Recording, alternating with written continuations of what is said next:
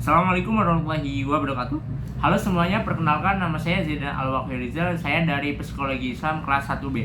Saya membuat video ini untuk menyelesaikan atau menuntaskan memenuhi UTS Filsafat Ilmu. Dalam video ini saya akan membahas beberapa aspek atau beberapa hal. Yang pertama adalah apa itu filsafat dan apa itu filsafat ilmu. Yang kedua adalah bagaimana kegunaan filsafat dalam kehidupan saya sehari-hari. Lanjut, yang ketiga adalah kaitannya tentang cabang filsafat dengan psikologi Islam atau prodi yang saya sedang anut sekarang. Terkait dengan filsafat, filsafat berasal dari bahasa Yunani yang artinya filosofis atau filosopos, yang ketika kita belah menjadi dua, artinya ada philos dan sopos.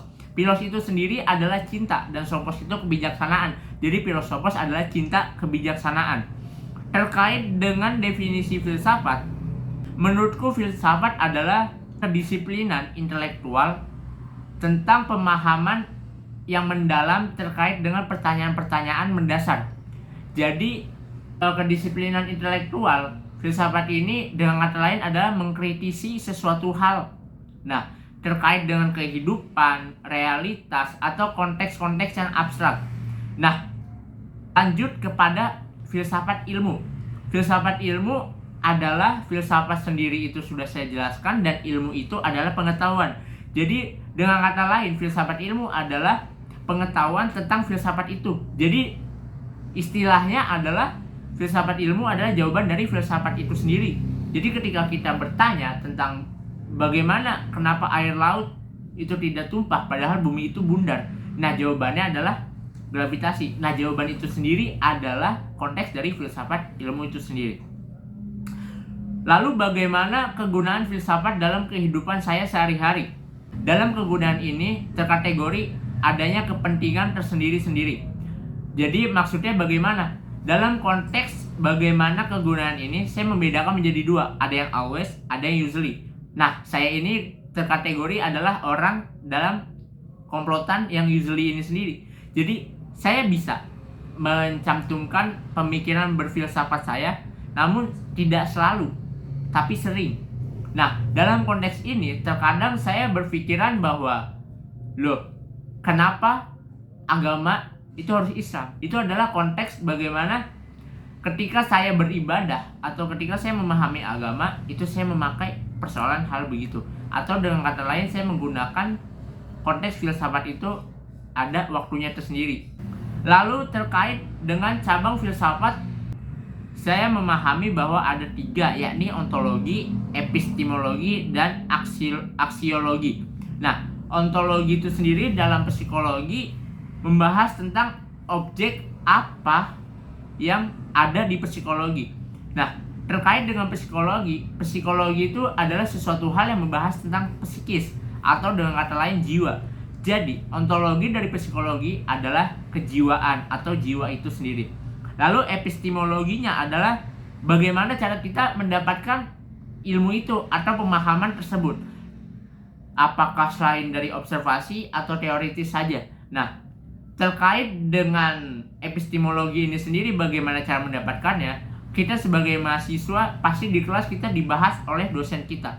Lalu bagaimana dengan observasinya itu sendiri? Kita tidak mungkin dalam kehidupan sehari-hari kita tidak mengalami masanya curhat-curhat. Nah, itu curhat-curhatan. Nah, dalam curhat-mencurhat ini adalah bagian dari observasi kita terhadap epistemologi dengan kaitannya psikologi Islam itu sendiri. Lalu aksiologi dengan kata lain kegunaan dari psikologi Islam sendiri. Kategori ini psikologi Islam adalah hal yang membahas terkait dengan psikis, tapi dengan aturan-aturan keislaman atau dengan pemahaman Islam. Jadi seperti kesurupan atau psikis yang lain, gangguan jiwa yang lain, mungkin itu ada kaitannya tentang hablum minallah dan hablum minan nas begitu. Oke, selanjutnya kita akan memanggil teman saya untuk wawancara. See you next time, bye bye. Hai guys, balik lagi. Oke, di sini kita sudah ada narasumber kita dari PKI 1C. Oh, PKI. Perkenalkan dulu Mas, namanya siapa? Perkenalkan, nama saya Muhammad Ali Imron, asal dari Pati, prodi PKI kelas 1C. Oh, Barudak Pati. Yeah. Barudak Sunda ya? Platka. Oh, Platka. Yes, ya.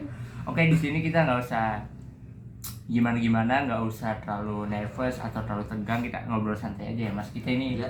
wawancara, oke. Terkait tentang BKI ya Mas. BKI itu bimbingan konseling Islam. Iya. Di bimbingan konseling Islam tuh apa sih objek kajian yang terarah gitu, maksudnya yang terfokuskan oleh bidang BKI sendiri? Ya, kalau menurut saya ya untuk kan dari kata bimbingan dan konseling, Iya. untuk membimbing orang-orang dan untuk mengkonseling atau memberikan apa itu namanya, pengarahan dan pencegahan. Iya. Terkait dengan pengarahan dan pencegahan ini berarti kan terkategori sebagai realitas antara konselor sama yang Konseling. ya konseling itu. Nah, Konseling. apa sih realitas hubungan antara konselor atau klien tersebut dengan konselingnya? Terus kualitasnya di dalam bimbingan tersebut apakah mempengaruhi hasil dalam bimbingan tersebut? Nah, jadi jika klien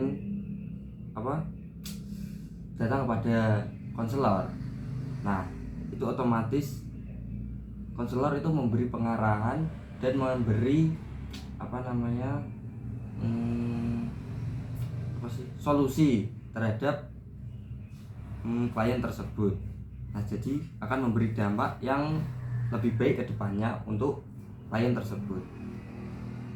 Berarti dari segi kualitas klien ini berarti mempengaruhi, contoh seperti orang yang biasa-biasa saja atau dengan kategori lain stres ringan ketimbang sama stres berat, itu berarti berbeda kualitasnya. Nah, itu berbeda dari segi penanganannya. Begitu, baik. Terus selanjutnya ini terkait dengan epistemologi ya. Maksudnya di sini bimbingan konseling tersebut tuh ilmunya dari mana sih? Ya contoh aja seperti fisika kan berarti kan ilmunya dari benda-benda fisik atau kita bisa kategorikan sebagai alam gitu, ilmu alam. Nah, bimbingan konseling tersebut tuh ilmunya bagaimana gitu? Apakah emang tentang kejiwaan juga seperti saya psikolog gitu kan, psikologi, atau bagaimana ilmu? Nah, terkait itu ya sama seperti Anda, psikologi itu tentang kejiwaan. Jadi BKI di sini itu merujuk pada kejiwaan seseorang, tapi lebih dalam keislaman. Berarti psikologi Islam bukan Islam dong Mas? Itu sama konteksnya. Oh iya.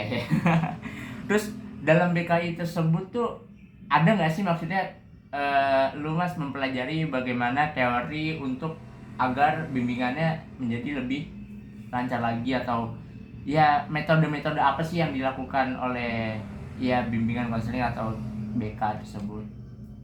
Ya itu ada, tapi berhubung saya masih maba, jadi belum tersampaikan materi itu. Baik. Terus terkait dengan penanganan teori, terus juga tentang metode-metode, mungkin nanti bisa dipelajarin kalian lebih lanjut. Nah, dari yang sudah sudah dipelajari dalam belakangan ini oleh Mas Imron sendiri, apa sih yang menyebabkan dari teori tersebut atau dari pembelajaran bimbingan konseling itu terbawa dalam kehidupan sehari-hari, contoh kayak penerapannya lah. Itu saya ini tidak bisa diatur, jadi saya belum menerapkannya. Berarti terkait dengan teman ada yang curhat itu belum pernah melakukan itu. Nah, kalau itu saya sering dicurhati oleh teman-teman. Dicurhati apa mencurhati? Oh, berarti dengan kata lain penerapan bimbingan konseling ini kayak seperti ada yang curhat terus dibagi solusi begitu ya? Nah, itu sudah dari dulu. Oh, dari dulu. Oh, baik. Oke, mungkin cukup sekian ya guys. Kurang lebihnya kita mohon maaf. Kita juga masih maba-maba. Jadi kalau misalkan ada kritik, komen, saran, tulis aja ya di komentar. See you next time. Bye-bye. Bye-bye.